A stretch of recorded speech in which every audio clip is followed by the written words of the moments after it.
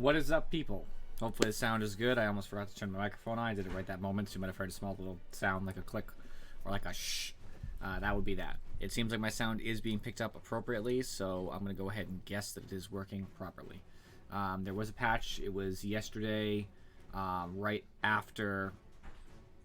I don't know, sometime in the afternoon. It was later. It was late, but not late. So this patch is the hero patch we've been waiting for. There's a couple item changes, but mostly it's heroes.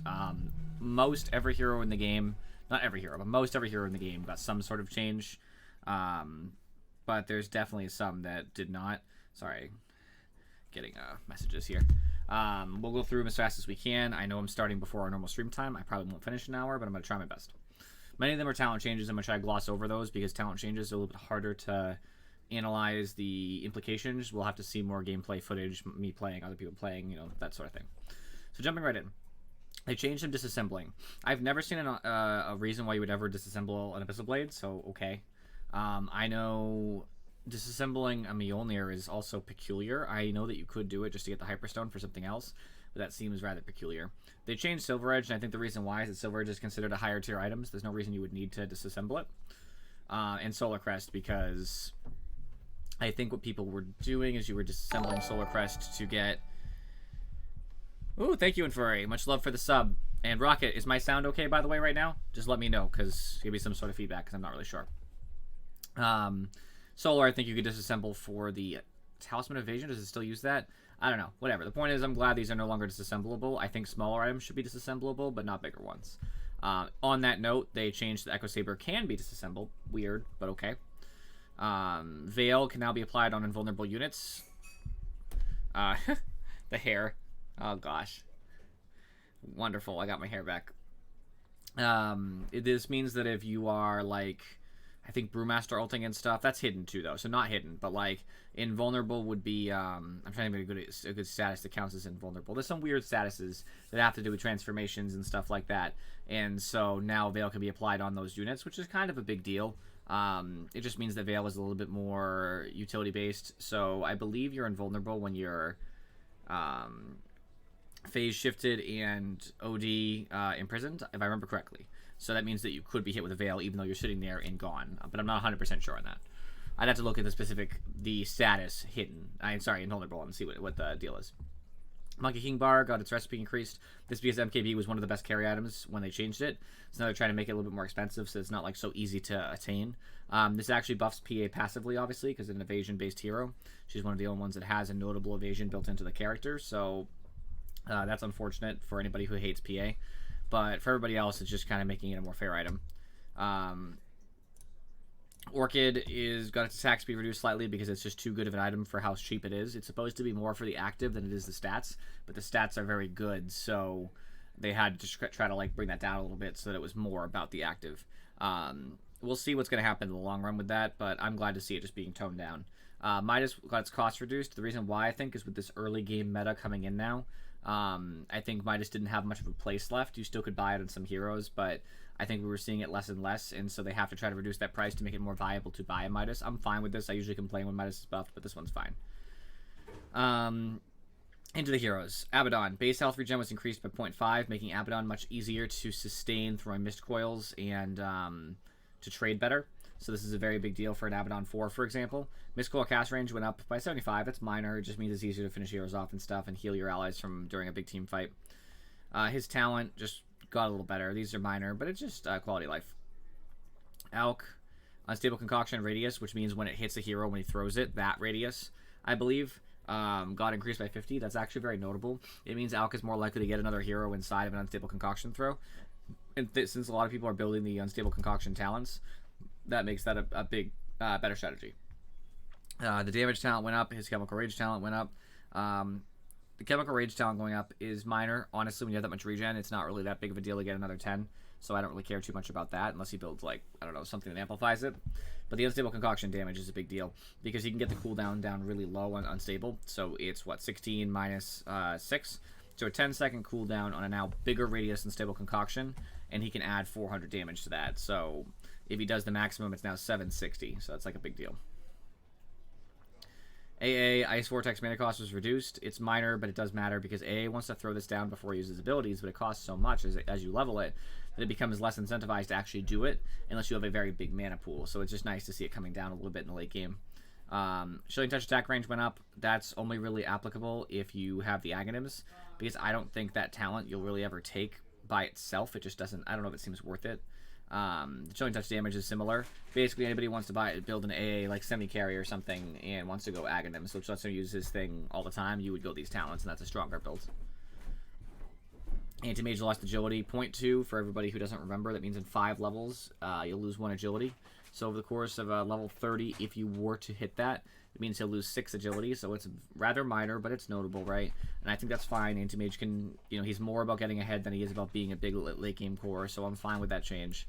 They also nerfed his strength talent, but I think that's cool because people were taking the attack speed a lot anyway. So I'm totally cool with that. And they changed it so that his Mana Void talent got better. So now he can get his Mana Void down to a 20-second cooldown at 25, so to counter heroes like OD, Storm, Skywrath Mage, it's going to be worse because he can use it and still have another one in a team fight, very likely. So I think these are just like little changes. I don't think this is a dramatic change to the character.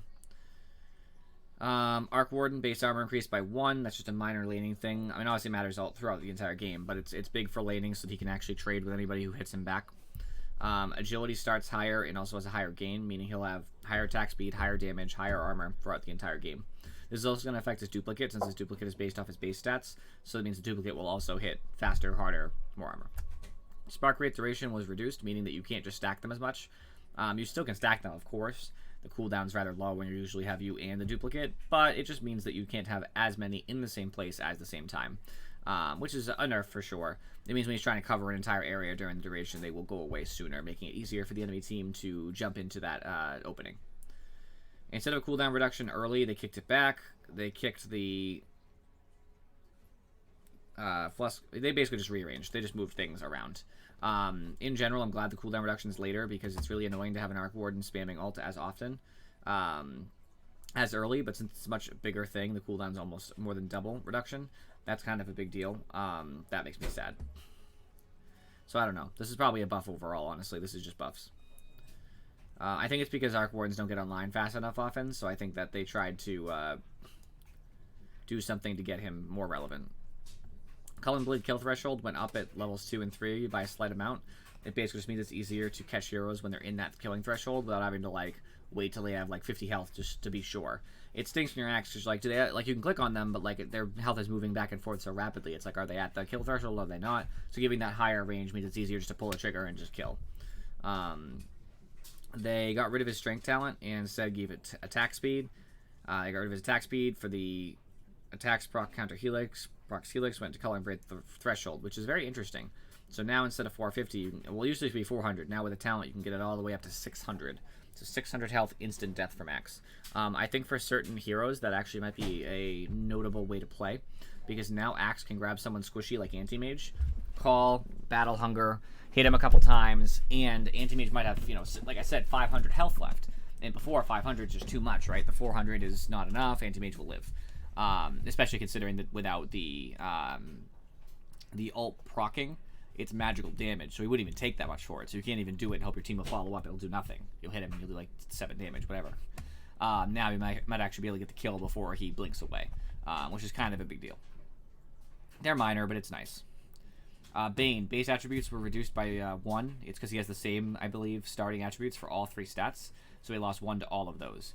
That means he might lose an armor, I think. He loses 20 health, like, I think it's 11 mana, attack speed, whatever. So it's a pretty big nerf. It means his trading is much worse. Brain Sap's mana cost went up by, starting at 20, actually. It costs a lot more early, and it scales up to a little bit more as well. This is just supposed to nerf the idea that he could spam it so often without any issue. He's still going to get a soul ring and not really have to deal with this. But it's nice to at least try to make his mana a little bit more of an important thing. It means mana draining him, but from Lion, Anti-Mage, whatever, might actually make it so he can't Brain Sap. His talent for Spell Imp went up because it's kind of not amazing. And his movement speed went down, which is awesome, because I hate when Bane just, like, zooms around so good. Overall nerfs, I would say, not that notable, though. Bat Rider, agility gain went up, making he'll have more armor, attack speed. Sticky Napalm's turn rate slow was reduced, though, to have to scale back. That means that early game Batrider can't prevent you from running. Because what ends up happening is you have a couple Sticky Napalms, you try to turn, and you just, like, slow turn. Super slow to try to get backwards, and you die because of it. So now you actually can turn. The Aghanims for Batrider has a better search radius to find a target. This makes it better. It just means you're more likely to be able to grab the 2 people that you deserve to grab. So that's a really big buff. They changed Flame Break burn duration to Sticky Napalm damage, which is probably better as far as DPS, but it's worse for stopping blink daggers and stuff. So note that. They did buff the talent that does Flame Break cooldown to try to help with that. I'd say overall these are generally nerfs as far as the Sticky Napalm and the Flame Break duration are probably nerfs in general. But the buffs that he's getting from this and Lasso and stuff, it's probably worth it. Beastmaster's Bulwark costs more early. Well, it costs more always, which is going to hurt his mana pool. He might actually have to buy more mana-focused items, like having an early Basilius, for example. The mana cost for his Wild Axes is now standardized, though, so he saves some mana there, so it's probably going to work out since you're going to cast Wild Axes a lot in lane. So this won't be a huge deal. It's mostly just fine. I would actually argue that since Wild Axes costs more, and it costs a lot more, that's probably a bigger deal to this way. It's probably better this way. Instead of Hawk cooldown, which was annoying, the vision of the Hawks goes up. That's probably actually a buff, because Beastmaster doesn't have to worry about the Hawks as much, but it's also a nerf in higher level play because you want multiple spots of vision, so if they kill one, you still have some vision, versus if this one dies, you lose it all. But the individual Hawk will see a lot of stuff, so you can like really get an area like saturated. Talents went up for this stuff. I mean, overall, these are buffs, I would say. It's pretty good for Beastmaster. I do worry about his pro gameplay with the Hawk, though. Bloodseeker changed pretty dramatically. He's one of the heroes that got reworked the most.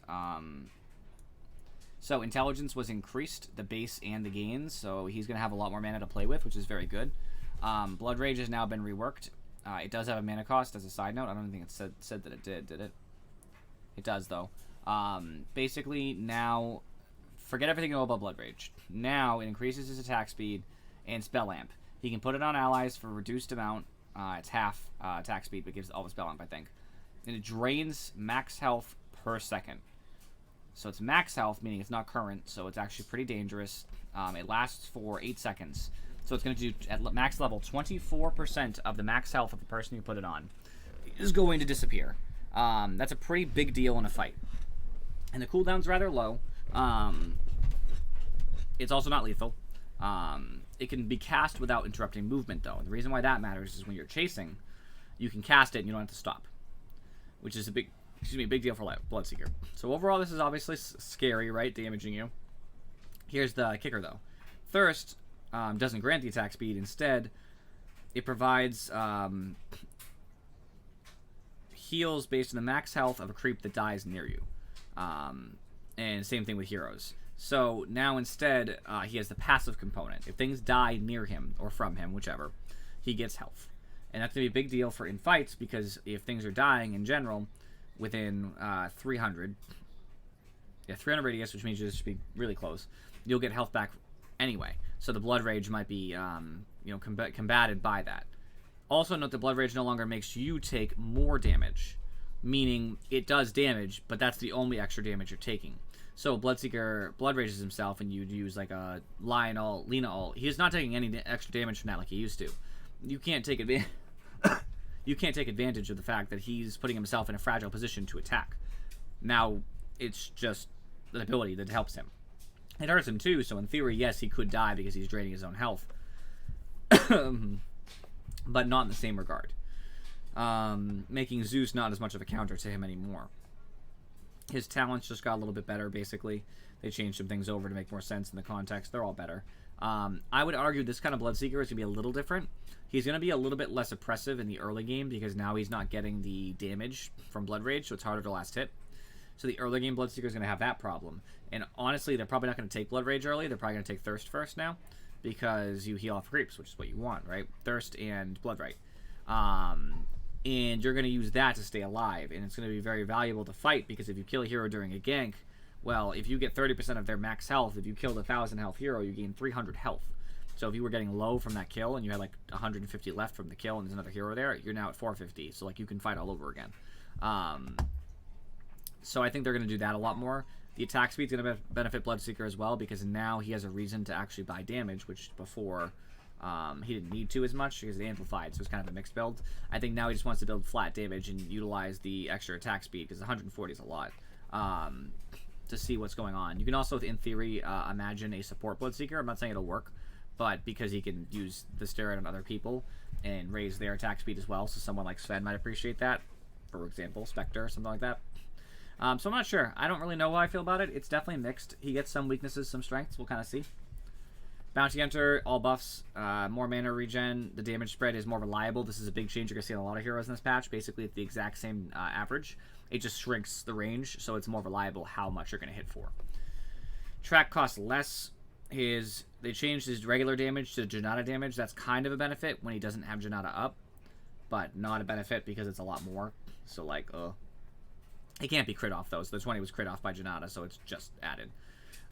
His movement speed down went up, too. So you're going to see a lot more Bounty Hunters because that's just a better hero now. Brewmaster got a lot of changes. They're all minor. Thunderclap just got a stupid fix where it was doing stupid stuff to creeps. Cinderbrew costs less. Damage is less early, more later, making it a better scaling ability. Animation went lower, so you can cast it faster. The Earth Spirit is now much faster. The Storm Spirit does much more damage. It has more mana. Its backswing is reduced on attacking for fire, so the fire can attack faster. His talent for HP went up, but they did nerf his Drunken Brawler percentage because it was stupid. In all, this is a lot of just quality of life buffs basically, to make Brewmaster playable. It's just saying, like, okay, I know a lot of annoying things with the ult, let's make it better. So, like, now Brewmaster ulting is a lot scarier. Brewmother got some love. So far, by the way, none of these changes have much affected heroes I play personally. Obviously, I don't really play any of these heroes, except Anti-Mage, who got minor changes. I don't really play any of these heroes, but there are some that I do play that are going to come up, and we'll talk about them when they happen. One's after Brewmother. Agility gain went up by 0.4. Obviously, that's pretty notable. Incapacitating Bite Slow was increased at all levels by about exactly 4, actually. So she slows a lot more when she hits you, making it very hard to run away from a Broodmother. It's incredibly scary. Broodmother just basically hydrate. I got it. I got you.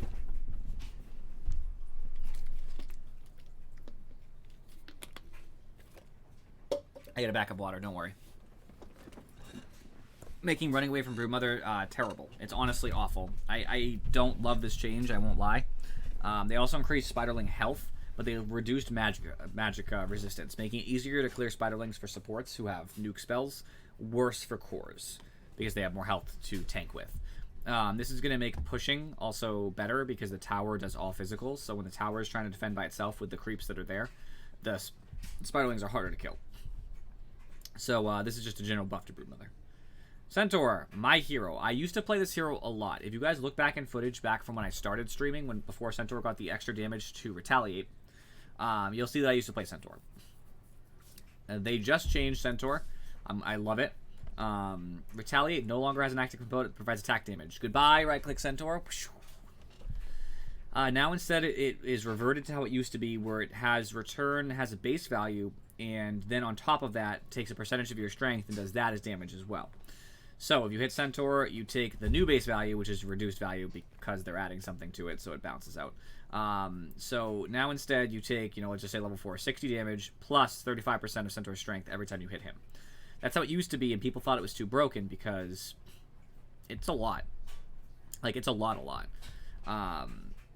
So I'm pretty happy. I think it's a good change because I used to like to play Centaur this way. Basically, you said, you can't hit me. Like, you cannot hit me. So quick, too, because 76 to 60, you're like, oh, it's 60 less damage at level 4. It's not even remotely the same thing. Yeah, but 35% of, like, 100 is 35. So, like, what? That's 26? So, like, he only needs to have, like, 80 strength or something before this is already better. And how quick do you think Centaur has 80 strength when we're talking about a level 7 Centaur who has the highest strength gain in the game? It's pretty fast. So this is just going to be much better. Double Edge cooldown went down by 1, making it much easier to spam. Welcome, Furry. Double Edge was always supposed to be a spammable nuke, and it does part of its damage as strength, which is totally fine. Never used to do that back in the day, but they did that. That's okay. It gives more of a reason for Centaur to stack strength now that these both are based on strength. I'm glad it has a less cooldown too, because it's supposed to be like spam on the enemy core. Hoof Stomp, now the cooldown was reduced at all levels, only slightly at the end, but in general a big one at the beginning. The damage is increased dramatically. I mean, look, it got 80 damage bonus at the end. But the stun duration was reduced because it's a very good stun.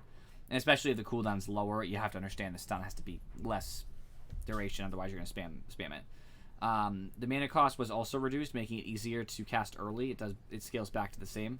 They changed his talents because Retaliate no longer makes sense. So they're just going to be things that add to the passive and some of his base damage, I guess. I already looked at them and they just fixed it to not have Retaliate anymore. So I'm going to start playing Centaur when I play 3s. I've already added him to my heroes because this is the Centaur I wanted to play. How you play the Centaur, for anybody who doesn't know, you build tanky items. You go into the core, and every time they go up to the wave, you hit them with Double Edge. And of course, you're going to say, oh, I'm going to take damage too. That's fine. You buy a bunch of regen, and you punch the fuck out of them. Whenever they touch the wave, you go, no thank you, and you just nuke them. And if they want to go on you, like a PA, for example, is a perfect hero who can actually go on people. Not today. Retaliate's already going to be so strong early game because look at the early game numbers. They're basically the same, plus he's getting extra on top of that. So it's actually heavier early, right off the bat. Now, granted, it takes some strength to scale back to the late, but like the first couple levels, this hurts more than it did before. So they can't even trade with you. Now, most people are going to say, like, yeah, but it was better when you could punch them with right clicks. Okay, sure, maybe it was better. But, like, I like this playstyle. You just build tanky, no reason to have right-click items, no dataless, anything. You just go initiation, tank, and you just run into cores, and you just spam on them until they leave, basically. And now that Hoof Stomp's easier to spam, too. If they decide to man up, you just Hoof Stomp them, and then hit them again with Double Edge. They're probably already dead, but if not, they have to run. Because Double Edge will be off cooldown so quick. And it's totally worth to kill yourself with Double Edge. I actually think it's not lethal anyway. Cannot. So if you have like 7 health left and they're about to die and you get the chance to Double Edge, they die first. And if a creep kills you afterward, that's fine. You kill the core. Chaos Knight got some big changes too. Chaos Strike, instead of having a guaranteed, is now a 30% chance to proc. They're changing some of those things that were guaranteed, except not Slaughter. I don't know why. So this is going to change a lot about Chaos Strike. So obviously before it was 25% of attacks, technically speaking. If you want to say you attack once a second, you actually attack more than that. So technically speaking, he's going to have more crits. But the lack of guarantee means he could screw up last hits for himself. And can't guarantee last hits when he's being forced out of lane. He can't come in real quick and hit it for sure. So I think this is probably an early game nerf, but a late game buff. Phantasm cooldown went down dramatically by 50. That is huge. That is very big. Phantasm Illusions now go up to 3. So they start at 1, go up to 3. That's going to nerf the early game Phantasm, making it even less likely you take it early. But the outgoing damage is always 100, so just having the level 6 Phantasm could actually kill somebody. They no longer have extra magic resistance, making them easier to clear. But the mana cost did go down. So basically, I think Chaos Knight's supposed to be like early game less reliable in lane, but late game more of a menace because he has this up so often. It lasts for what? 30. So 30, and then its downtime after the 30 is going to be another 45, which is not that long. So they're up a lot. Cooldown reduction got buffed a little bit. The Chaos Max Chaos Bolt was instead changed to Min and Max, so it makes them more reliable. It means the max isn't as high, but it also means the min isn't as low. And instead of Chaos Strike cooldown, they increased the crit chance to go up to 40. I think in general the late game Chaos Knight's scarier, but early game is a little bit more manageable. Clink's also got a bunch of changes. Intelligence gain improved. Attack point improved, which is a huge one for him. He can attack so much faster with that. Searing Arrow's damage went up by 5. They've been trying to balance it. They had 20, then they had 25. Sorry. Yeah, they had 25, they went to 35, they went back to 25, if I remember correctly. Now they're in the middle of 30. Scaling up. Mana cost did go up, though, so now it's harder to spam it in lane. Understandable. It is stronger, so that's totally fair. Strafe has gone back to being a basic ability like it used to be. It gives you attack speed, evasion against ranged attackers, which isn't limited to the number of attacks. It lasts for, normal time. Cooldown is kind of long, and it has a notable mana cost. This is just to make Clinks able to use Strafe, not having to dedicate Skeleton Walk, his only escape, to do it. It really sucked to have Skeleton Walk because you would have to Skeleton Walk, ditch, so they don't know you're coming. come back right when the cooldown's ready to go again, so you can come out of Skeleton Walk, attack, and then re-Skeleton Walk away. Now you can kind of do it independently, so you can just move on people when you're ready. That's a big buff to Clinks, too. It now provides invisibility and movement speed, which it used to do. It doesn't end when casting spells, meaning that Clinks can actually cast Strafe while invis and not reveal. I don't know why you would, but you could. It also means that he can use some of his new abilities, down here, for example, if he desires to do so, without revealing. I think it's weird, but it's fine. It lasts pretty long. Cooldown's the same, I think. Burning Army is now a Scepter ability, so they just kind of put that backwards. They removed this ult because they had to make space, obviously, because you can count 1, 2, 3. He has another one coming, so, like, he has to get rid of one of them. So, you know, he'll summon skeletons. It looks like it's basically the same as it was, more or less, but now it's Scepter ability, it's kind of like, eh. The cooldown's still 90, so, like, I don't know. I don't know if I would buy this Ags, but it's okay. It's not bad. He now doesn't have the other Ags that makes his Skeleton Walk better either, which is kind of crappy, if I'm correct. Death Pact has now been reworked and is now his ultimate again, which it used to be. You consume a target friendly or enemy creep, gaining a percentage of its hit points as max health and damage. Basically, you'll get like 14% of the target's current health as damage and 100% as health. So if a creep has, you know, 1,000 health, which is not unreasonable for like a siege creep or something, you'll gain 140 damage and 1,000 health. Max health. It also does current health as well, meaning that you'll heal it like you used to when you could do it. It no longer has any of that permanent scaling damage that got removed, right? Because this is the new Death Pact, old Death Pact. So no more armor shred, no more permanent damage from it. So that's pretty scary. They changed a lot of his talents around. It's just a lot. They made it so that you can have Skeleton Walk, exit, summons a Burning Army skeleton. I assume that's because they removed the Aghanim's. They just buffed his, you know, they're buffing some other things too, like saying like, oh, we're gonna buff, you know, Death Pact more to make it more viable. It's really big. That's a really big talent. And now they have it so that when you kill, you can reset Death Pact's cooldown. I don't think it stacks. It's more just that you can get a sudden heal because you can refresh it on a new creep. It makes Clinks really able to fight, do stuff in fights at 20. Some of these are buffs. A lot of them are just changes. I think overall Clinks is going to struggle because the early game getting damage scaling was nice, but I didn't like it on him anyway, conceptually speaking, so I'm okay with that. They did buff some of his other stuff, like having Strafe earlier, having Searing Arrows better attack point is going to make him a much bigger threat. I don't know. We're going to have to see how Clinks is. It's always hard to judge a Clinks when things change because having these ability changes is big.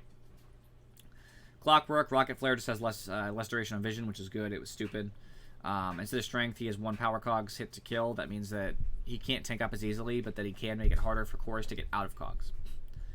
Crystal Maiden, movement speed increased by 5, making her not as painfully slow. She's still slow, but at least she kind of moves. Basin increased by 2, but not touching the damage, so it's just for the spell, the mana. It's just basically mana, actually, at that point. So her mana just went up by about 30 or whatever. So she gets 30 mana, 5 movement speed. Freezing Field's radius was reduced to make it harder to hit a whole team with it, so I think that's a notable nerf, but it's minor. Freezing Field Scepter delay, meaning when you start ulting and you have Scepter, the duration it takes to get someone to freeze, get frostbit by the Freezing Field, has been decreased, making it easier to stun a whole team. It makes Scepter a lot better, actually, because that's not that long. I know it only seems like 0.25 seconds, but it matters. So I actually think Scepter is much better on CM now. Her talent that makes Crystal Nova go down on cooldown is better. The Magic Resistance Aura got nerfed. I think this is honestly a garbage talent, but I'm sure some pro would argue with me and tell me I'm wrong. I just don't like this. I never take it, especially now that it's 2 less. It just seems pointless. So I think this is nice. One of my favorite supports, so I'm glad to see her buffed. Darkseer, I think, is the sleeper this patch. I've heard nobody talk about him, but I think he's probably one of the heroes that's going to come out of this the best. He got 6 agility, but a base armor reduced by 1. Let's note that 6 agility is an armor. So armor unchanged, also got 6 attack speed, right? So that's what these two together do. Basically, they cancel each other out. He gets 6 attack speed. That's all. So just read that like 6 attack speed. That's the only change with the top part. That means he's going to hit faster. If you're new to this game, Cave305, I assume that's Cave. It could be Cave, I guess. Correct me if I'm wrong. I'll say Cave, I suppose. If you're new to the game, then the best thing you can do is find people at your level. It's not that I don't want to play, but I will be honest, a lot of any game I'm going to get with someone who's newer is going to ruin your entire experience. Because when you talk about matchmaking, judges you based on where you are in the matchmaking, gives you an MMR, which just like chess or something is like your elo. So if you're in a game with somebody who's notably away from you, it tries to balance somewhere in the middle, but it guesses. So an example would be that like my MMR in this game is 4,000. Our friend Rocket is at 600. Suggestion for you. Nice, Rocket. Good at you. So my suggestion to you is you should join our Discord, which the link should be below. But I'll do you a solid in case it's not there. We have a lot of people. You're higher than me. You said you're new. I'll still post the Discord link regardless. But thank you for the follow. Much love. If you join the community, there's a lot of people who will queue up a lot. It'll obviously depend on the relative MMR because like we don't have a lot of people who are too high. Yeah, but so there is something to be said about hours. So I guess an example, I lost my place. I guess an example would be that if you are, there we go, perfect. We're on ducks here. If you are new and you calibrate high, there's still a lot of things that are gonna be missing from your game. I'm not judging you. I'm not saying you're bad. I'm sure you're fine. But like there is something that can happen with that. Well, Rocket, that's the point of go, man. You gotta just stomp people. That's the point. Punish. It is irrelevant. Either way, I posted the Discords. It's a good place to post that you're playing games because that's what people do. They'll at everybody and be like, oh, we have a party going. So that's the best place to be there for that. So his vacuum, like I said, he got 6 attack speed, which for Darkseer isn't huge, but it's notable, right? Cool. Vacuum mana cost got reduced pretty notably. Like 40 off the starting of vacuum is a big deal. I know that oftentimes Darkseers don't bother with vacuum because they're worried about surge in Ion Shell. But basically they you have restrictions on your account. You don't need to have what? Restrictions for what? I'm just curious now.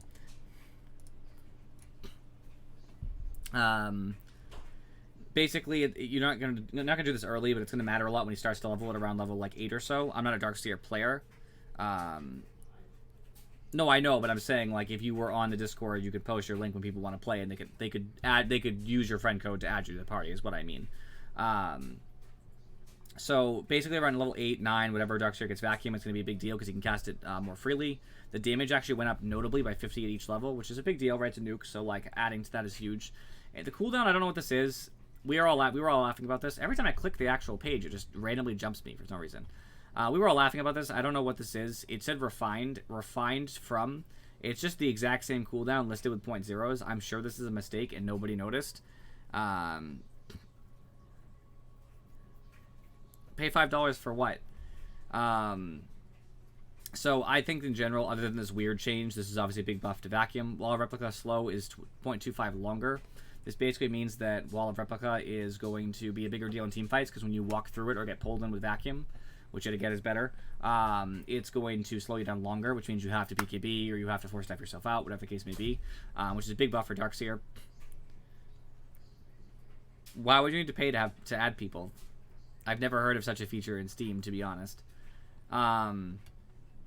Is it a regional thing? Because at least in the United States, I've never heard of anything like that. Newer accounts have to pay, Rocket? Explain that in detail, Rocket, because if you know, then explain what's... That's so weird. Why would that be? I guess I've had a Steam account so long that... Well, not that long, but like not long compared to some people, but like long compared to today. That I've never encountered such a thing. Like, I don't even know how long I've been on Steam. 2011? Before that? Somewhere around there. The 2010 average year, but like, so it's been 10 years or something.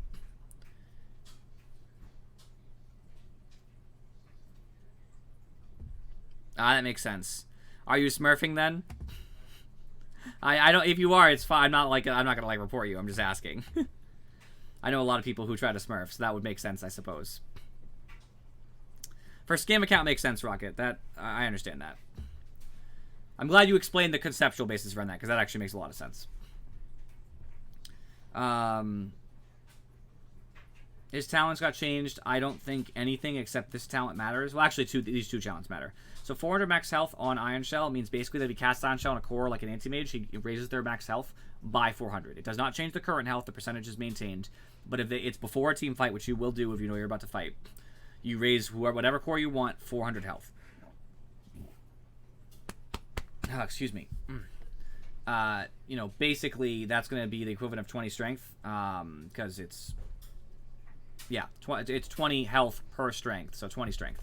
Big deal. Huge deal. I think this is probably going to be broken. There's going to be a lot of cores that are going to come in with 400 health and be basically untouchable. It also means Darkseer himself, when he's running and puts Iron Shell on himself, is hard to kill, so big deal. Also at 15, adding, and this is a 15 talent too, at 15 they changed his health regen to Wall of Replica damage, meaning that against big cores like PA, Spectre, well I guess not Spectre, but PA, Sven, the Replica illusion of them is going to kill your team. I know it's 25, which is not huge, but it's notable. It matters. So Darkseer got a lot of love this patch, no negative. Dark Willow, Cursed Crown radius is increased because nobody ever gets hit with it, in my experience, unless they're already stunned by something else. From Terrorize, Jex returns faster. That just basically means that when she terrorizes, she can actually get the cooldown running for Bedlam faster, which matters, right? That means that, you know, she doesn't have to be punished as much. Instead of Intelligence, she gets Cursed Crown stun, meaning that right-click Willow isn't as good. But it's better for just being a support. Instead of movement speed, she gets Shadow Realm cooldown. That does buff right-click Willow, because obviously that means she can use it more frequently. So it's kind of eh. I think these are generally quality of life changes. Dazzle just got some love on his talents. There's nothing crazy. I'll skip it. Crypt Swarm cast point was reduced. That means she casts it faster when she casts it. She goes through the animation quicker. So it's easier for Death Prophet to get last hits, punish you when you go near the wave in mid. It's going to be a big deal as far as that's concerned. In addition, they buffed both her talent around Crypt Swarm and Exorcism, meaning her Exorcism at 25 is terrifying if she takes the Exorcism Spirits. A lot of people take the haste, so that's only in those circumstances. But her pushing will be incredible as she runs through. And the Crypt Storm cooldown is minor, but it matters. I think I usually take the health personally, but I can see why in a game where they don't have a lot of nuke, why it might help just to have the extra Crypt Swarm. Kinetic Field Radius was increased. This is actually, in my opinion, a nerf, not a buff.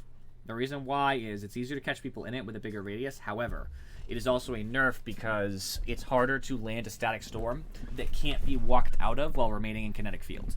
Oftentimes, you throw a static storm and then a kinetic field around it, and it's hard for people to stand in a position that isn't in the static storm because they want to not be silenced and they want to not be taking damage. But with the kinetic field being bigger, it's actually easier to avoid static storm inside of the field.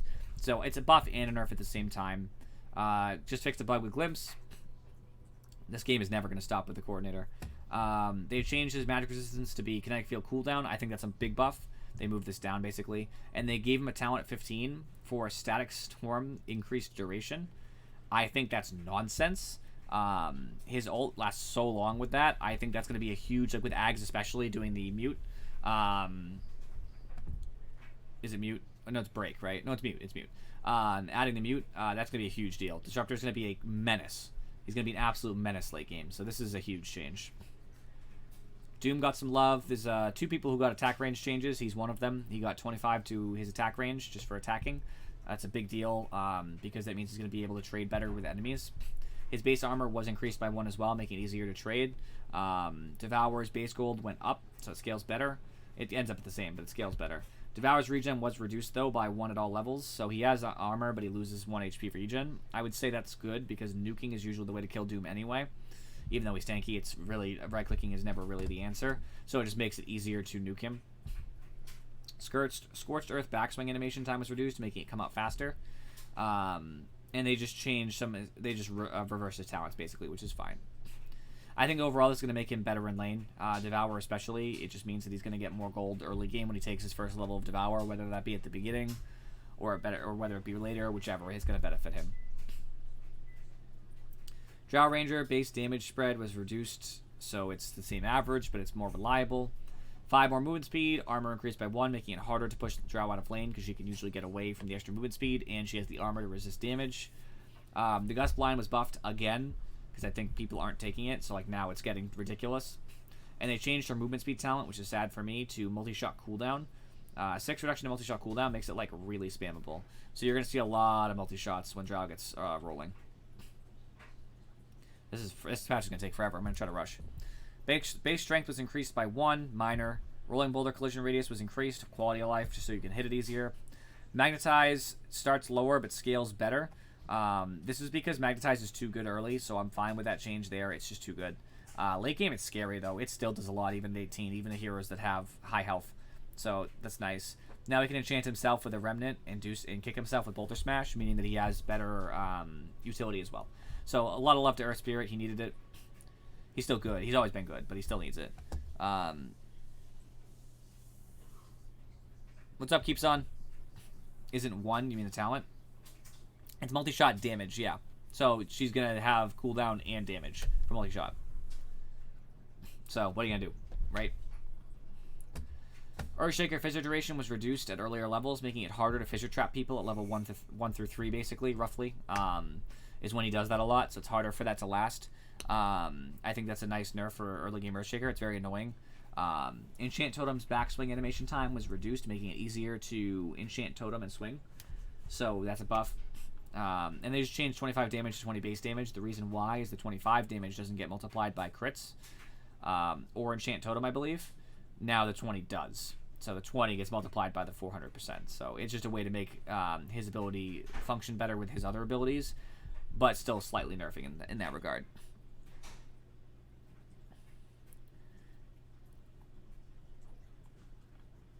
Elder Titan, base strength increased by 2. Fixed Echo Stomp playing the full... That's so weird, Rocket. Both you and Keeps On. You and your Go games, man. I only get, like, normal Go games, and I lose them. Because I'm terrible. Typical of me, right? I probably should put myself in the channel. Elder Titan, base strength increased by 2. Big deal, right? Tankier, hits harder. They also fixed Echo Stomp, doing a weird... It was a bug, basically. They made his Astral Spirit return faster, meaning it's easier for him to get his buff on. And it no longer refreshes the current buff when a new spirit is cast and returns. That's like a weird interaction that shouldn't have existed anyway. And they just changed some of his talents so that instead of... He gets his attack speed front-loaded, and he gets cleave later. I don't know if you really want to build a cleaving Elder Titan, but it's viable, I guess. I'm mostly excited just to see that Spirit returns faster. That's a buff.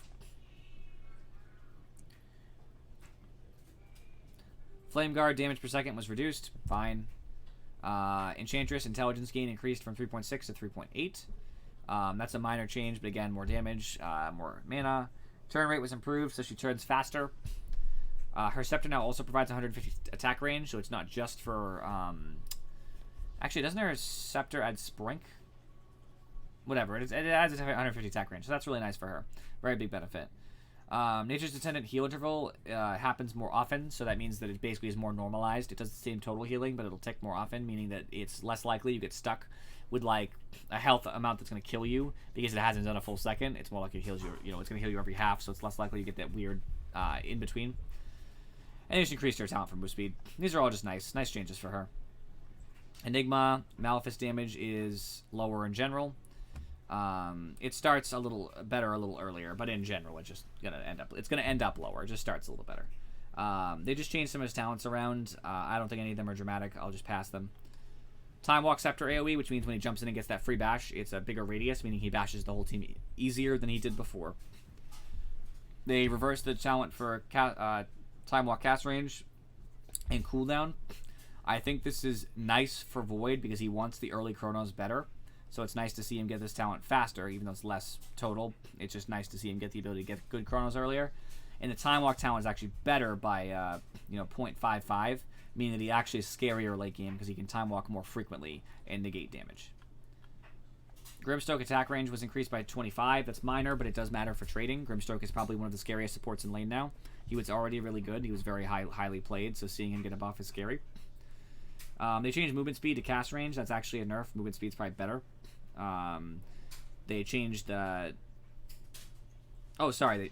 So, okay. I see. Changed movement speed to cast range. They moved the cast range down for Inkwell movement speed. So basically, he has to use Inkswell on himself to move faster or somebody else. It is nice to get extra speed for our cores, but it sucks for him because he's not in position as frequently.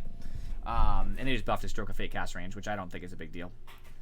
Gyro has more int. Homing Missile launches faster, which is a big deal. I hate how slow Homing Missile launches. It's on the ground for an eternity. So good. Flat Cannon cooldown was reduced by 2, just meaning he's ready to fight more frequently. I think that's a big deal for Gyrocopter's general, being inside the fights, basically. I never like the concept of gyro being down for so long, so this is a nice change. They buffed every talent he has, which is good. Gyrocopter's kind of not in a good spot, to my understanding, so I think this might actually help get him a little bit back. Huskar got some agility and base damage. Inner Fire doesn't knock back as far, making it harder for Huskar to disrupt a fight. Life Break no longer deals damage to Roshan, so Huskar can't just rush into Roshan so fast, meaning that he's not as annoying. He did get some attack range of 25, but Burning Spear's pure damage is probably still better. So there's some mild love here, but there's also some real hate. So I don't know how this changes Huskar's positioning. It's probably the same. Invoker got some love. Base damage increased by 2, which is nice for last hitting denying, especially when you're using Quas to heal. So that's a big deal. Forward Spirit base attack time was improved. They attack faster, and they don't need mana to do Melting Strike, which is the armor reduction they do. Invoke no longer triggers spell events like Magic Stick, meaning that you don't get stick charges whenever he invokes a new spell. And they changed 50 Chaos Meteor contact damage to plus 30% Chaos Meteor damage. The reason that matters is that also affects the debuff afterward. So I think this is a buff in general. So I'm happy they changed this. This is overall just a nice buff for Invoker. I don't see him played a lot anymore, so this is kind of cool. Io is significantly faster. This means that Io doesn't need to be tethered to move, which is a buff for him getting around where he wants to be after he's left alone from a tether gank, and he leaves his core behind on purpose. He can actually do stuff by himself. That's nice. Jakiro, dual breath mana cost was increased because it's too good at earlier levels, so it's harder to spam. Ice Path was increased because it's also good. His attack range talent went up, but I honestly don't take... Well, you can take it. It's okay. It's fine. His health changed to Ice Path cooldown. I think a -1 is minor. I don't know. The health was probably better. Tanking up at 15 was a pretty big deal. I don't know. That's kind of shitty. That's a bad talent. I guess Jakiro was too tanky, though. Juggernaut Omni Slash was changed, so this is a weird change. They now have 40 attack speed added on, but the attack speed multiplier was reduced by 0.1. Stop telling me that. The attack speed multiplier was reduced by 0.1, so basically this change is going to mean that about... It's going to basically mean that 400 attack speed is the break-even point. It's actually 360, because it's 400 after the 40 takes effect. So at 360 attack speed, he balances out at the exact same. But beyond that, he starts losing effective attack speed that he used to have. Because this is a static amount and this is a multiplier. Yeah. So basically this is going to nerf Jug late game, but buff him early game. It's very easy to hit the attack speed of 400 for Jug. So if you're around level 10 to 15 and you have a Mask of Madness, a Wand, Wraithband, and Treads, you're already basically there. Right around there. I'm just estimating, but like right around that is where you already hit 400. So it's very easy to hit that, meaning he's going to lose attack speed very quickly. It does mean, however, that around level 7 to 10, Jug is going to be more deadly because he's going to have more attack speed. So he's going to be a much earlier fighter, a little bit worse late game with his ult, which is sad, right? And this also weakens Ag similarly, because the Aghanims always happens when he has that much attack speed, meaning that Ags is always going to be worse at all stages of the game. They just buffed his talents a little bit. So generally speaking, I think Jug comes out of this patch looking a little poorer. I'll still play him. He still has something going for him, but it's a little sad to see that his ult is worse. Caudle, now the Illuminate channel duration is less for the same damage, though. So he only has to charge for 4.1 seconds to get to 500 damage. This is a big buff to Caudle because now he doesn't have to stand still so much. It also makes Ags worse. Because now the Aghanims, which is, I don't want to stay still, actually applies less because he doesn't have to stay still as much. Will of the Wisp Flicker no longer drops your orders between each cycle. I guess that there was a little thing with that. It just screwed up orders. They changed Chakra Magic Mana because that was useless to Chakra Magic Cooldown. Chakra Magic Cooldown. This is much better. Infinitely better. Way better talent. Like, I would never consider taking Will of the Wisp AoE basically over Chakra Magic Cooldown. It already reduces cooldown by a crazy amount. Well, I gotta check that actually. So Caudle, which is Kaotl, Chakra Magic right now reduces cooldowns by 6.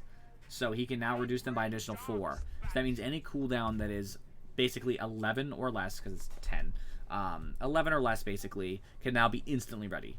I just want to think of some heroes that I think have similar. Is Sven's 17 or something, right? 12. Sven can almost double Stormhammer. Almost. He can Stormhammer in 3 seconds. So he'll Stormhammer, hit.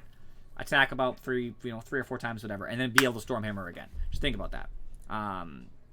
So that's a pretty big deal. Kunkka, his Tidebringer cleave got better. I'm very sad about this because I don't like Kunkka very much. He's a good hero. He just annoys me. Obviously, it's supposed to compete with Ghost Ship Fleet, which is pretty good, but that's pain. Legion Commander, base strength was reduced by 1. That sucks. 20 health, 1 damage, but it's not a strength gain, so it's flat. Dual attack bonus was increased at levels 2 and 3, making her get more dual damage. They basically changed her talent that also does dual damage, so it's a more static amount, which is nice. It used to be 32, now it's 30, but since she's 4 higher and that's 2 less, she still does dual more. So you'll get more dueling at basically every level. They also just buffed her talents in general. So it's a nice Love Legion. I think this is worth it because getting more dual damage is kind of the point. It is more risk, obviously. The enemy team gets as much damage, but since she's usually going to win the duels because she plays around guaranteeing the duels on supports, then she's going to have more damage very quickly. Less base damage increase, which is annoying. Attack range was reduced. Thank you. Means it's harder for Lestrak to harass with right clicks. His strength gain was increased, though, so he's tankier, does more damage, but from less distance. Pulse Nova Scepter, I'd never even see Scepter, but the Lightning Storm interval was improved, so it's faster. And then they changed his talents all around. They basically just moved things wherever they felt needed. I don't know. Lich, they just changed a bunch of his talents, but one thing I did see is some nicer talents, like they buffed like the Frost Shield duration, for example. That's huge. They gave him some cast range he probably needed earlier, and he got some Chain Frost damage, which could be cool with an Ags combo, right? It's pretty big. So just some love. Lifesteal's minimum damage went up. This is one of the only changes that isn't the same average. It's just higher now. The minimum is just higher, so the average goes up. So Lifestealer hits harder. They buffed all of his talents too. Also, they changed Open Wounds Lifesteal because everybody... I don't think it's a good talent. This was just a bad one, to be honest with you. At 20, I usually just took the evasion. This is a shitty talent. They changed it to cooldown instead, which is infinitely better because you want them to be slowed longer. You don't need more health from Open Wounds. It wasn't that necessary at late game when you got this talent. So I think this is much better. So this is just big love to Lifestealer. Lina, Laguna Blade damage was increased by 50 at all levels. Fuck Lina, honestly. Dragon Slave backswing was reduced, meaning she cast it faster. And they buffed her talent for Fiery Soul attack speed and move speed. Well, so just the attack, but that talent. The movement speed is the same, but the attack speed went up. So she's just better in all regards. Lion, base attack speed increased. I'm sure Rocket's super happy. That's 15. That's actually dramatic. You're going to notice that, like, a lot. He just will attack so much faster. It's better for trading because Lion's kind of a shitty 5 right now. People don't like to play Lion in the 5 slot because he just doesn't do a whole lot for the core. Now that he can trade better, I think maybe he can be there again. Base armor was also increased, so he does way better trading. His talents are different. They switched where they are in the order, basically. The one thing I liked is instead of 150 Finger of Death, they changed it to a stacking kill mechanic. But it's at 20, so it's like, eh. And he also lost his health, so I think in general these talents are probably worse. I do like the Earthspike cooldown, though, at 15. That's really nice. In general, the talents are worse, but his base stuff changed so much that I think that's okay. Lone Druid got nerfs across the board. Strength gain reduced. Savage Roar no longer duplicates if one of them is unable to cast. That means that if Lone Druid is silenced, I think, or otherwise somehow unable to queue orders, and the bear cast it from himself, it would do both of them. Now you can't. Summon Spirit Bear damage per level is now base damage rather than bonus. That is a buff. It means it can crit. Backlash damage when Spirit Bear dies was increased by 10%, meaning Lone Druid will take a lot more damage when Bear dies. Entangling Claws no longer has a special duration for creeps, meaning that creeps are not entangled longer. True Form armor bonus was also reduced, notably 8 at level 3 ult. That's really big. And the Spirit Bear attack time talent got worse as well. So in general, Lone Druid just got a lot of hate. It's because when he actually does get farmed, which I don't think he's really going to be in the meta so much, but if he gets farmed, he's fucking spooky. So I'm glad that he's not like that anymore. Luna got base damage because she no longer gets, I think it's because she no longer gets armor, so they're trying to make her more of like a big DPS, accepting the weakness. Lunar Blessing just scaled to give worse damage early, better damage late, and the base damage of 3 is supposed to compensate for that. No armor at all, meaning that she doesn't help anybody else. Moonglaves now bounce more early, and the damage reduction per bounce actually has to scale down, though. So Luna with like 2 Moonglaves does no damage. It just reduces them so much, it's crazy. So I think in general this is kind of nerfs, kind of buff. I don't know how I feel about Luna with this. I think it's probably too much. She probably won't be playable with some of the changes, but we'll see. Magnus and power damage is more, which I actually thought it would be the opposite. When I saw empower damage, I was like, oh, they nerfed it. Nope, they buffed it. Shockwave slow is increased, so it's a bigger deal when he slows you. It's easier to keep you inside of someone else's ability or something like that, or set you up. Skewer cooldown was also reduced. I'm okay with that. I think that's fine. It's a long cooldown, so I'm really glad to see it go down by 4 at max level. That's huge. At all levels, actually. The radius was also increased. That means that when he's passing through you, it's easier to catch you. Instead of attack speed, he gets damage, and they buffed his other talent. I think this is nice for Magnus. I think he's definitely going to continue to see play. He always does. Mars int went up. Arena of Blood forms faster. It's harder to run out of it when he's starting.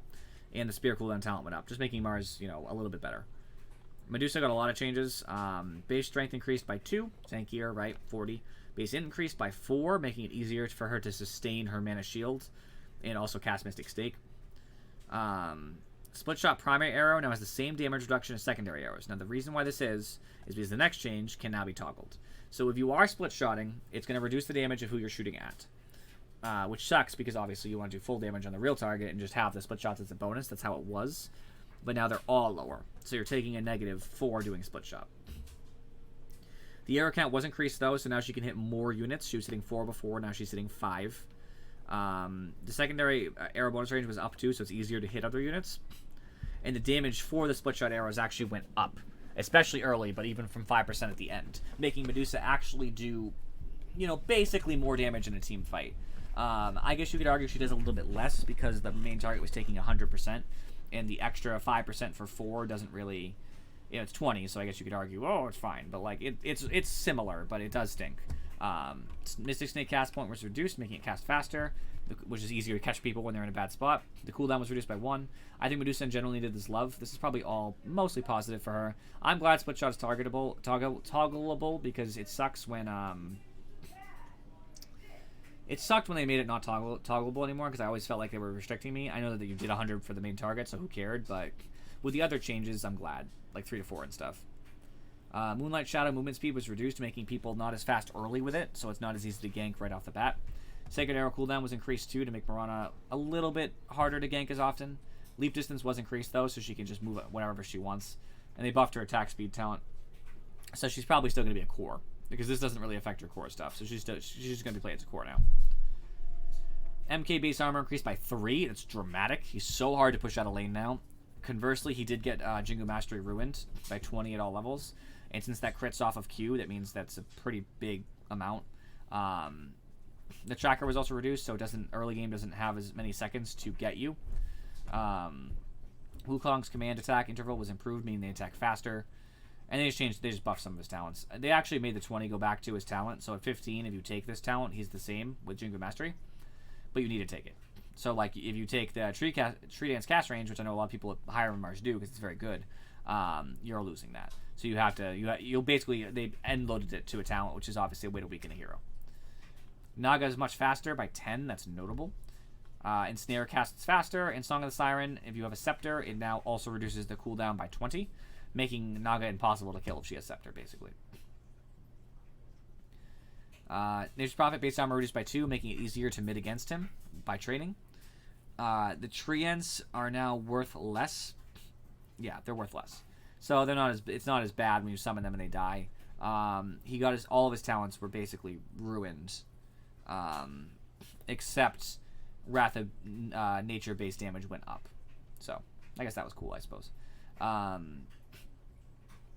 than that, though, he's way weaker. Necro talent went up. Who cares?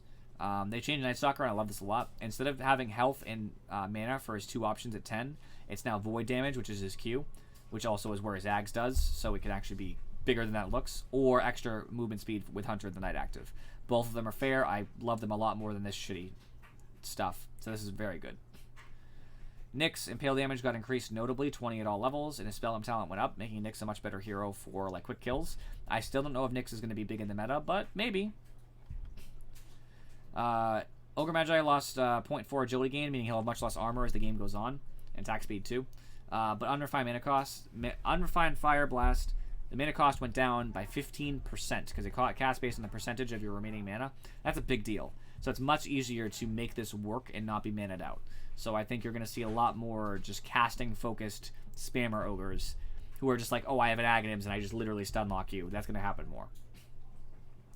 Omni is faster. Purification cast range was increased, making it easier to heal your cores when they're running away. Dejan Aura no longer reduces attack speed at all, which is a huge weakness, but the radius was increased, making it easier for Omni to chase. They buffed all of his talents. They switched him around too, and they also gave him a sick talent at 25. Negative 60 second Guardian and Angel cooldown, making it very hard to push against an Omni with Ags. Because 60 seconds, I think it's 160 for Omni, if I remember correctly. It's pretty long. It's pretty long, but 160 and it goes down to 140. So 140 minus 60 obviously is 80 seconds. But of course the ability, I should actually check. The ability lasts 10 with Scepter. So obviously part of that's also used on the actual use of the ability. So I think this is really cool. Oracle, Purifying Flames cast point was reduced, making it faster to cast it. With your Ags, that makes more sense too. You can just like spam the shit out of it. It doesn't really reduce the cooldown, but it comes up faster. So it's just like, it's ready to go. So that's going to be a big deal. They buffed the Purifying Flames cooldown. Fate's Edict, which is the magic immunity. It's got to be. Changed to Fortune's End, which is his Purge. So that's fine. We're getting there, guys. We're getting there. We're most of the way through, as you can see by this little bar. Hopefully I'll be done in the next 15. We'll see. Essence Flux slow duration was increased, meaning when you hit somebody with Essence Flux active, they are slower longer. And the active duration is longer, meaning OD can actually just slow and do all of his stuff really fast. Because Essence Flux obviously gives mana restore as well. Arcane Orb mana cost was reduced, making it easier to spam. Astral Imprison now has a cast AoE indicator that shows the damage area, which is nice. It also shows the cast range was increased at earlier levels, making it easier to use it to get out. He also got a spell lifesteal buff. I think this is going to make OD playable again, like big time. I think these are big changes. PA got a base damage of 3. Don't worry, this isn't a buff. Blur Scepter cooldown went down by 2. That's minor. I don't often see Ags on PA, but it's doable. Now instead of 12 damage, it's 1 Stifling Dagger cooldown. That's why the 3 is okay, because you often take the 12 damage, so now you're down 9. Because you get 3, but you don't get 12. The dagger is cool, but I don't think it's a big deal. They changed the cleave to Phantom Strike cast range. I think that's probably better. Cleave is nice, but it was such a small cleave that I think the Phantom Strike cast range might be better to go on people or to get out. It makes PA more like evasive and easier to move. So I think this is a buff, but damage is a nerf. Phantom Lancer attack damage spread was reduced. Again, it's same average damage. It's just easier to see what he's going to hit for. Spirit Lance scales better. And they just fixed some... Oh, that's interesting. And I read this wrong the first time. Instead of getting extra illusions at 20, he gets extra illusion damage, so they hit harder. That's probably actually better. Less Earthshaker bait, too. Phoenix. Fire Spirits cost more at all levels. Supernova has more hits at 6, the same at 12, less at 18. So this is actually a buff because early game Phoenix is where you're really going to be like, maybe I die, maybe I don't. Late game Phoenix, it's does a hero commit to me or do they not? Often the late game, I don't think it usually comes down to one hit. It definitely has. You can find clips online of a team barely managing to not kill it. But in general, it's does your team have stun follow-ups to guarantee your Supernova or don't they? It's so easy for a singular core to have the attack speed to do 11 hits anyway, so what's the difference between 11 and 10 in that regard? So it's generally a buff, and they buff the talents. I think it's fine. They're fine changes. They're just different. Puck, Dream Coil Rapid Fire, which is a talent, got improved, so he hits more times during Dream Coil. They did nerf the Waning Rift AoE in range, which is obviously a big nerf because obviously he likes to jump with it, so having less range with the talent does stink.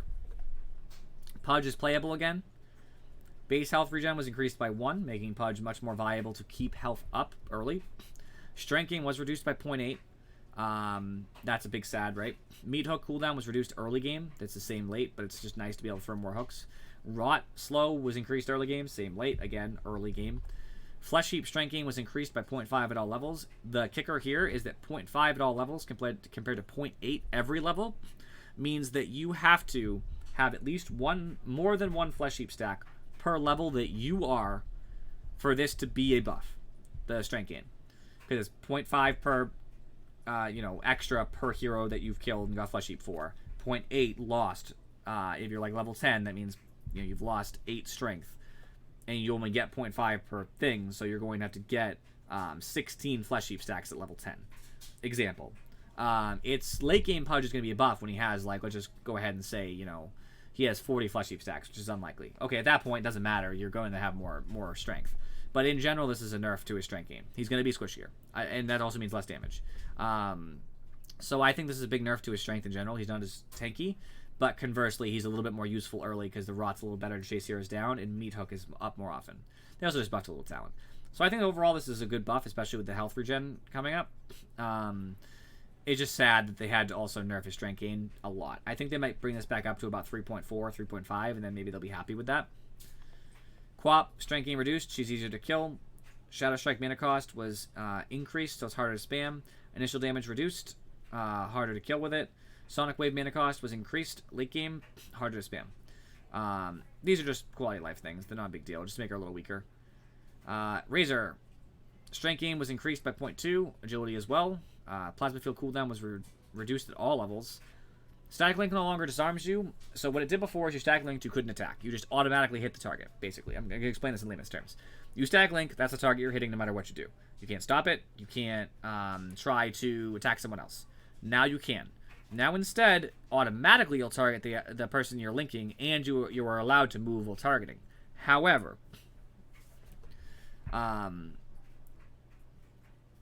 but it allows you to change it. So you can be targeting one person, hitting another, for example. That's a big buff, I would say, to Razor. Storm Surge no longer provides any AoE movement speed, so your team is no longer faster, but it gives you a little bit more movement speed. The Storm no longer has any passive at all. The damage per strike was buffed, though, making it much scarier than ult.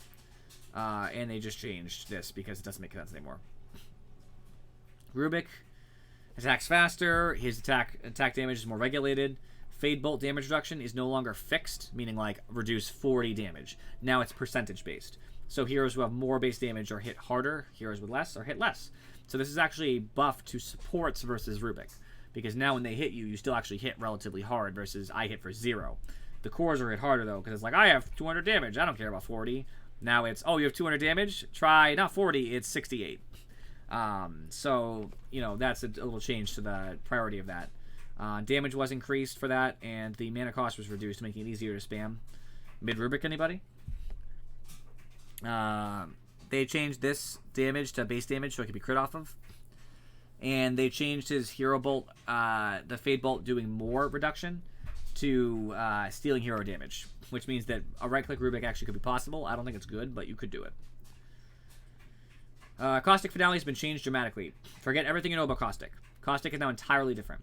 You attack an enemy, you place a debuff. It slows them. That's all it does. If they do not die during the debuff, nothing happens. The debuff goes away, and that's it. Now, if they do die, much like Caustic used to work, they explode. Right? This counts for creeps as well. It's not just heroes. They do explode. But the explosion isn't a fixed amount. It's now a fixed amount plus percentage of its max health. So the difference is, it used to be only when heroes died, they exploded. For a lot. Then it was, oh, it'll explode anyway for half damage, so no matter what, if Sand King hits you, you get punished. Now it's back to, no, you have to die for it to matter as far as that, but the slow stays. But now tankier targets blow up their team. A 4,000 health Centaur getting killed, it's a lot of fucking damage. And it's magical, so it gets reduced, but like it's a lot of fucking damage. That'll be, almost 1,000. It's like 880 or something. 880 damage in a nuke. Just because he died, that's all. Just because of this. And it still has other benefits as far as creeps are concerned, because the fixed damage plus percentage of that creep's health, so, you can still do stuff. It just means it's less useful for, hitting and running away and, aha, you took 40 damage or something, which was stupid. They changed a lot of his talents because, I don't know, they just did more slows, and Epicenter was more focused on doing damage instead of tankiness for Sand King. That's fine. minor talent change. Sorry, Shadow Fiend has changed. We have a whole workup or write-up on the Discord. I'll summarize quickly. His base damage was increased by 4. His Necromastery max souls were reduced. However, the damage he gets per soul now scales higher than it used to be. Necromastery no longer grants an extra amount for hero kills at all, so you get 1 per unit no matter what. Requiem of Souls now releases a wave per 1 soul instead of 2. This actually means you'll get more, because it used to be 18 releases. Now it's 40. Wait, sorry. 20. Sorry. 18 to 20. I made a mistake. So it used to be 18 releases, now it's 20, so he releases an extra wave, meaning he can kill units easier when they're inside of him when he uses or something, so bigger nuke. And now his talent for damage per soul is increased. So the workup that I wrote online, basically, and Falcon had to correct me because I made a mistake, is that...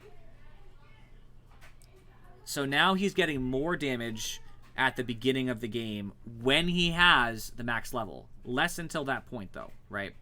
So he needs to have multiple levels of Necromastery to actually scale back up. Otherwise, he's weaker, right? So he's going to be weaker in lane, even with his 4 in consideration. But once he gets all this stuff, he's stronger now, right? He's stronger by 8 is the number. Plus 4, actually, because I didn't count that in the first time. So 12. So he's stronger by 12 for all these stages once he gets this up to level 7 and has the souls. So he's stronger by 12. When he gets the talent, however, he's 4 behind, which is then balanced out by this 4. So he's the same once he gets the talent, and that balances out. I believe, I didn't do the math for the Scepter, but I believe the Scepter is even stronger than that. So the Scepter puts him back over being stronger than he was before. So basically, Shadow Fiend is stronger in the mid to late game for almost every stage of the game, but he's weaker in the actual lane. He's stronger when he comes out of base with no souls if he dies or something, because this. But in general, he's going to have trouble at that, basically level 1 to 7. Or if he gets his things mastered to 9, whatever, 9. The one nice thing is that he has less souls to get, though, so he can actually join team fights easier after a death by just getting a couple creeps and coming back. Shadow Shaman, base int, no damage change, it just means he has more mana. Serpent Ward's bounty, they give less, well, actually, sorry, more normalized. More normalized money from Serpents, it's the same. They just buffed his talents, basically. Silencer. His Arcane Curse does more damage. His Global Silence cooldown goes down as he scales. Big buff. Huge buff. This is gigantic. And the reason why is they got rid of... Actually, why did they do that? That's weird. They just buffed some of his talents, but they changed the Global Silence duration, which is totally fair, because 7.5 seconds of silence was nonsense. But now the cooldown is 30%, so... Instead of 130 at 25, his cooldown is 75. Sorry, 70. So 60 reduction in cooldown is dramatic. IMO. That's huge. So Silence is going to be a much bigger menace as far as constant contribution to the team. Slight buff to talent. Alright, I hate Slardar. Corrosive Haze just takes more armor off. They changed his vision to more Corrosive Haze armor, so it does even more armor. They made him be able to stun even longer. Oh, sorry, yeah, more often because this cooldown. I hate Slaughter. Slark got a little bit of a base attack speed reduction. It's minor, but good nerf. Snapfire changed notably. Scatterblast now slows attack speed by 100, meaning that when you get shotgunned, it hurts cores a lot.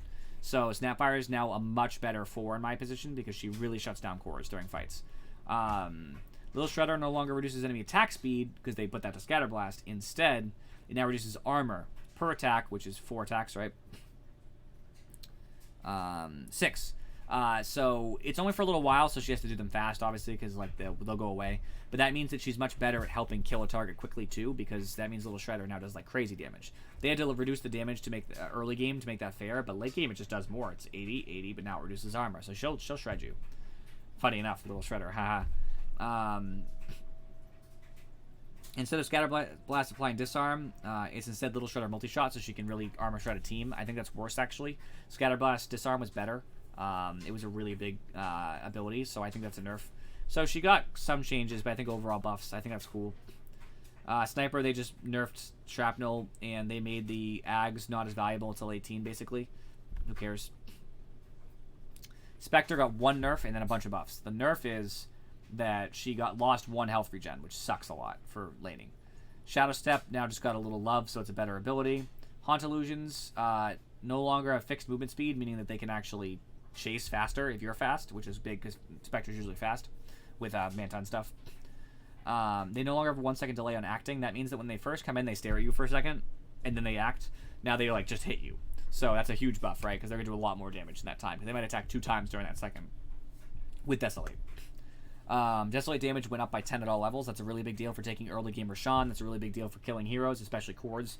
It's a really big deal for hitting heroes with evasion, because now when I hit a PA, I do 10 more damage each time pure, regardless of missing or not, and so do my illusions. So 10, 10, 10, 10, 10, 10, 10, 10, 10, and that adds up really fast. It also is much more generous to Spectre as far as search area is concerned. Your team can be even closer than they were before, and it still activates by 75. It no longer reduces vision, but nobody cared about that. IMO. Charge of Darkness cast points lower, which means he can charge faster. It means when people blink into vision real quick and then they like disappear real fast, you might actually be able to get the charge off. Minor. Storm Spear got agility buff. It just means that he's going to hit faster. This is the biggest change for Storm. Ball Lightning travel cost went down by 2 static, right? So every unit, out of 100 units, that's 2, 4, 6, 8. So you're going to save like a little mana that way. But bigger is the percentage. 0.05% of your mana was spent on this. So like that percentage is huge. Storm's going to be able to zip much more freely around the map now. Big buff. Sven got strange changes I'm not really sure about. He's 10 faster, which is totally fine, right? Stormhammer Dispel talent is now able to target Cyclone units and dispels it off. That means if you target an Evoker and he uses himself, you'll still hit and unuse him, and he'll come down. Very weird. Very weird. Warkai no longer provides damage at all.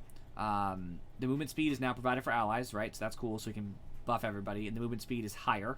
So he's faster, and this is higher, so cool. Mana cost is less when it starts. Great Cleave does 50 more, meaning Sven hits you across the map somehow with Cleave. I don't even understand. God's Strength no longer provides strength, meaning Sven is easier to kill. However, he gets a lot more damage. 50%. And one of his talents does another 50%.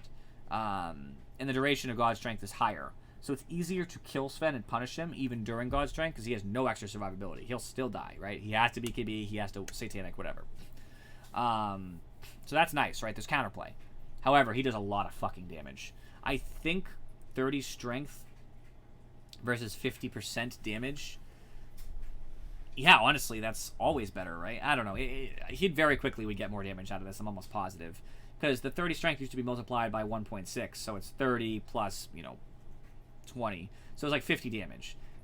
But if he does 100 damage, the extra 50% damage already adds up, right? I'm almost positive. So, like, yeah, he just does more damage in general. Meld armor reduction was rescaled to be better earlier. The cooldown was increased earlier, though, so it's harder to spam it in lane. And she got a buff to the refraction instances, making TA better late game.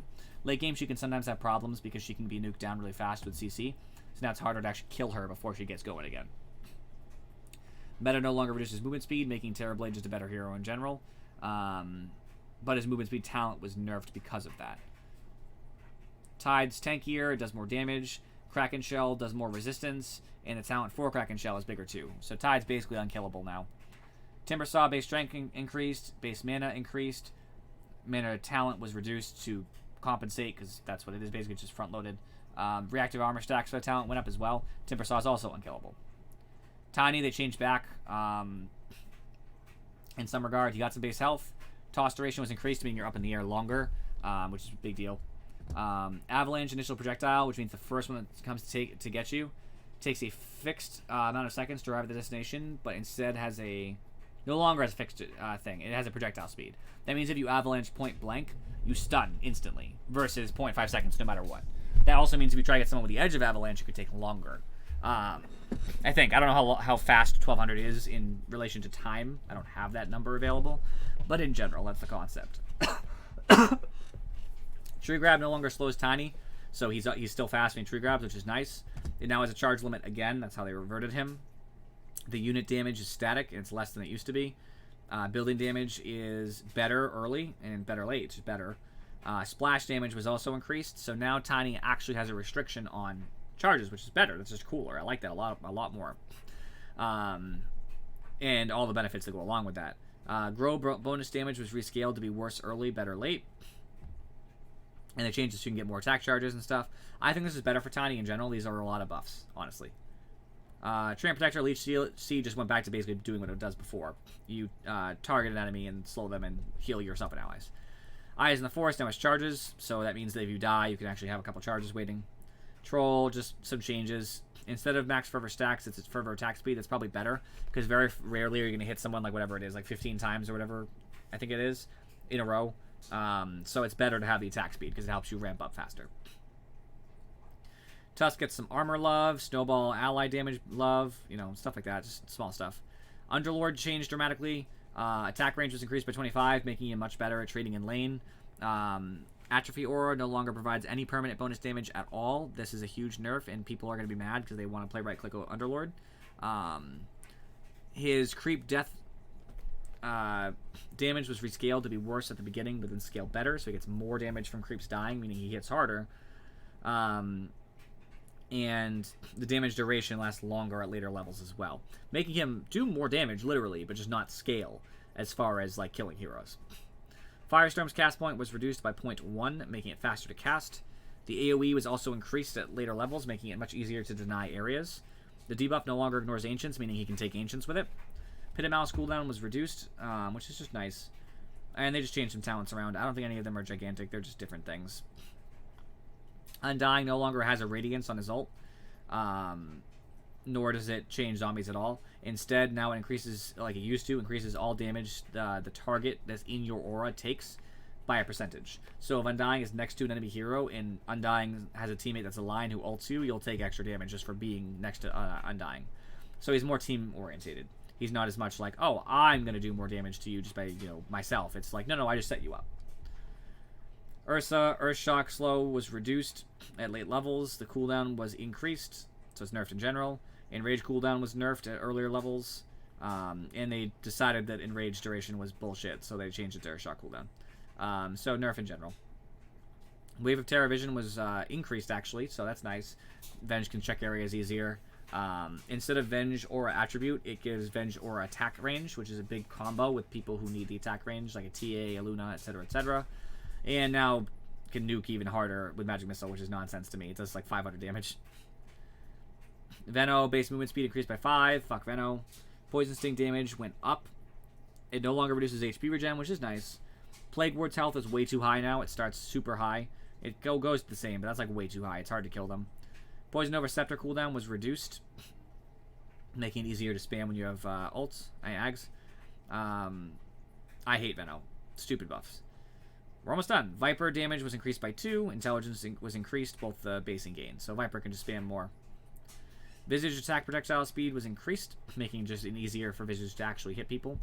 Soul Assumption mana cost was reduced, making it easier to spam. You know, minor stuff. Void Spirit Resonant Pulse Scepter Charge Replenish time was increased by 2, making it harder for him to actually spam Resonant Pulse. I think that's a big nerf to him, especially because of, you know, buying ags is pretty core right now. Cast range on Shadow Ward went up on Warlock. This just makes it easier in lane for Warlock to do stuff. You know, as it levels, it's easier to catch a core or catch an enemy. Shikuchi goes faster at later levels by 30, actually. Big deal. Weaver is fast as fuck.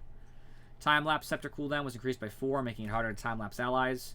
The range was also decreased, so Weaver actually has to be next to allies to cast it, making Weaver potentially dead. They increased Weaver's damage, basically. Focus Fire can now be stopped. It couldn't for a while. It used to be able to be stopped. Now you can stop it again. Winter's Curse cooldown was increased because it's too good. Instead of Maledict Ticked, it's Maledict Burst. I think that's actually better. Having a longer Maledict is not nearly as helpful as a quick kill Maledict, so I think this is a big buff. Wraith King does 3 more damage, but that's because Vampire Aura no longer provides any attack damage at all, or any self bonus. The lifesteal did go up for everybody, and it actually affects range heroes for half. So he's a better person to support your team by giving them lifesteal too. But in general, without getting the damage from Vampiric Aura, he's actually going to hit much softer. The skeletons do hit harder by 5 at all levels, though, so I guess that's kind of nice. Zeus. He's 10 faster. Arc Lightning damage was increased at all levels. Lightning Bolt mana cost was also increased, which is a nerf. Thunder God's Wrath damage was increased by 50 at all levels. The cooldown was also increased by 30, which is big sad for Zeus. Nimbus cooldown increased by 10. Also big sad for Zeus. His talent for mana went down. Cast range talent also went went up. Okay. Zeus is a little bit safer with movement speed and the cast range at 25, but in general, excuse me, mana cost and cooldown stuff, big nerf. It's nice for Zeus that he can kill confirm easier, right? Another 50 damage, for example, at all levels is big, but it's very sad. I don't want to dwell too much on this because I want to actually start playing. I'm a little bit behind my normal playing time, but in general, I'm happy that a lot of heroes did get nerfs. I do think too many heroes got buffs, though. Heroes like Bounty and stuff. I mean, not that Bounty's great, but I hate him, and Slardar got buffs, too. I know it's based on pro data, so whatever. People are going to say, like, well, it doesn't matter because, you know, pros don't play them, or they do play them, or whatever. But you know me, I fucking hate... I hate Slardar so much, dude. He's so annoying. He's, like, mad annoying. What are you going to do, though? So, I'm going to be on for DotA in a few minutes. I'm going to let the stream end just because it's going to be a separate video, as it usually is when it's a patch note. Rocket, are you playing, by the way? You can answer me in the chat, or you can answer me in Discord, whatever. I just don't see you. If anybody here is on, my normal people who are watching, like, Afro or anything like that, you guys can get on. Oh, I have to restart the game, right? I say I couldn't invite anybody. Now I realize why. I have to get that upload started. I'll be right back in about, let's just call it 3 minutes, roughly. Rough estimate. I appreciate you guys watching, and I'll see you guys in 3 minutes.